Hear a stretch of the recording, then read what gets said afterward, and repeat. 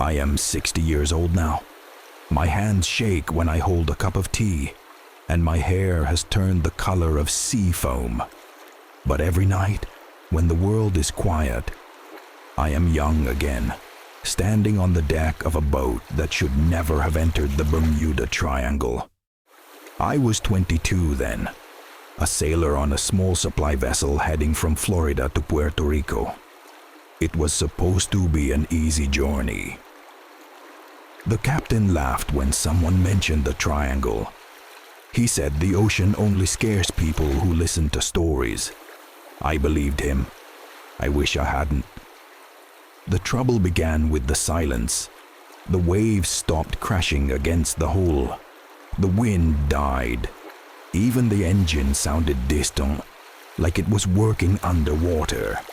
The sea around us looked flat and black, stretching forever without a single ripple. I remember feeling like we had sailed into a photograph instead of an ocean.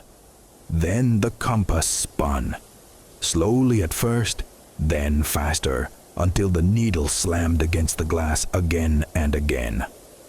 The radio hissed and popped, and for a moment we thought we heard voices in the static. Someone joked it was just interference. No one was laughing when the radio started whispering our names.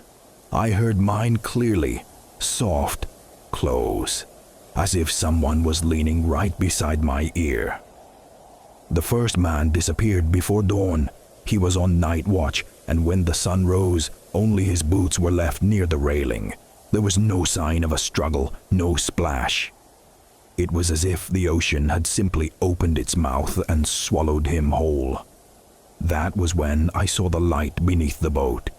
It glowed deep under the water, moving slowly, circling us. Blue and pale, like the reflection of a dead moon. Every time it passed beneath the hull, the boat shuddered, and I felt a pressure in my chest, as if something enormous was brushing against us from below. Fear settled into us like a sickness. The sky changed next. The stars no longer stayed in place. They drifted, rearranging themselves into shapes that made my head ache when I tried to follow them. Time felt wrong. My watch stopped, then started again hours later without explanation. Out of the fog, another boat appeared. It was old, rotten, barely floating. Its paint had peeled away long ago, and its name was carved into the side in letters I could hardly read. There were people standing on its deck, sailors. They were still like statues, their faces pale and hollow. As we passed them, every single one turned their head toward us at the same time. One of them lifted his hand and pointed at me. That night, the knocking started. It came from below deck. 3 slow knocks. Then silence, then 3 more. When we opened the cargo hold, there was water inside, sloshing gently, even though the ship wasn't taking on water anywhere else. The smell was wrong, old, rotting, like something that had been dead for a very long time. Hands rose from that water. Not human hands, too long, too thin. Fingers bending in ways fingers shouldn't bend. Shapes pulled themselves up, dripping and groaning, wearing the torn uniforms of sailors from different times. Some looked decades old. Some looked ancient. They spoke in voices we recognized. They spoke in the voices of the men we had already lost. Panic broke us. Men ran. Some jumped overboard screaming. Some disappeared into hallways that seemed to stretch forever. The boat itself began to change. Walls pulsed like flesh. Floors felt soft underfoot, as if the ship was breathing. I ran for a lifeboat. Behind me, the sea rose higher than the deck, forming a wall of black water.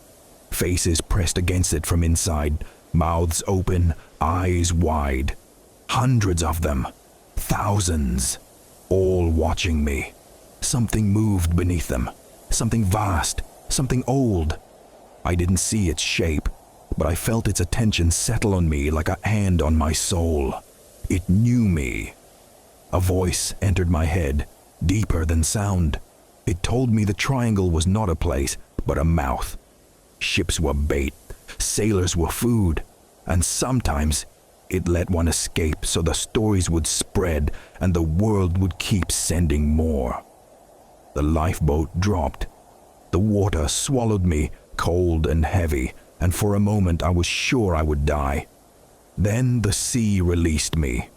I drifted for 2 days. When I was found, the sky was normal. The waves were loud again. The Coast Guard told me there was no record of my ship, no wreckage, no crew. They said I was suffering from shock. I never went back to the sea. Now, 60 years later, I still hear the ocean when I close my eyes.